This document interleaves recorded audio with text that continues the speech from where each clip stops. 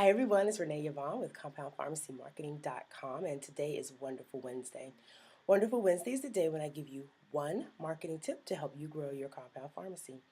Today's marketing tip is actually a question from one of my clients in Idaho.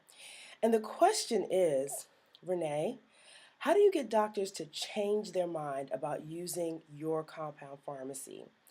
And I think this is a great question. So here is the response I have for that. First of all, sometimes you can't, and you may have to accept that. But what I would do if a doctor told me, hey, I've been using such and such compound pharmacy in, right here in this state or in another state. And what I would say is, you know what? That's awesome. What are you getting from them?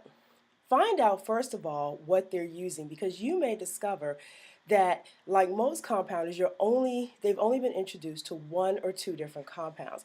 And if that's the case, then you may have an opportunity to market something completely different to them.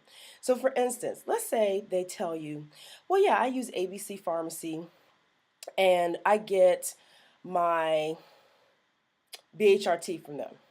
And then you find out they're a general practitioner. You're talking to them, their family practice, internal medicine. Okay, awesome. Did you know that in compounding we can also combine medications? We also take out allergens. We can do combinations of medications. We can do things in specific strengths. And suddenly the world has been opened up to them. Now you may be saying, isn't that a risk, because couldn't they go back to that pharmacy and get it? It is a risk, but remember, you're educating them and you're building a relationship with them.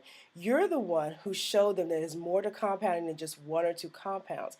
You're sharing with them the service of compounding. So that is how I would get doctors to change their mind, if possible, to using your pharmacy instead of someone else's.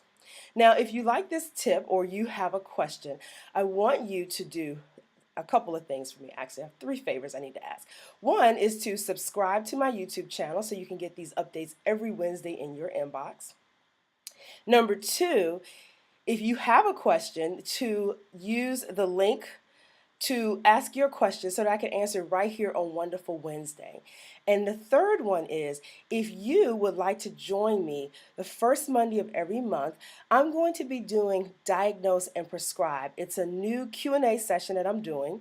And what I do is I teach a short lesson for about 10 to 15 minutes, and then I spend the rest of the time answering your questions. It's the best way to get questions answered. And I do still answer them right here on Wonderful Wednesday as well, because it gives me great content to use for you guys.